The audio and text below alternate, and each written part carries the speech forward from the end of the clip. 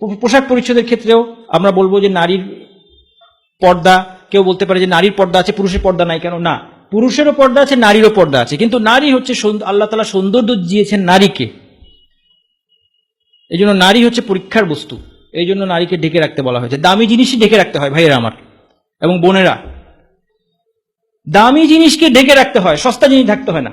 আপনি ব্যাংক থেকে টাকা তুলে খুলে নিয়ে যান না কখনো, ব্রিফকেসে ভরে, খামের মধ্যে ভরে, ব্রিফকেসে ভরে, ব্যাগের মধ্যে ভরে, গাড়ির মধ্যে ভরে তারপর নিয়ে যান, সস্তা জিনিস ঢাকতে হয় না।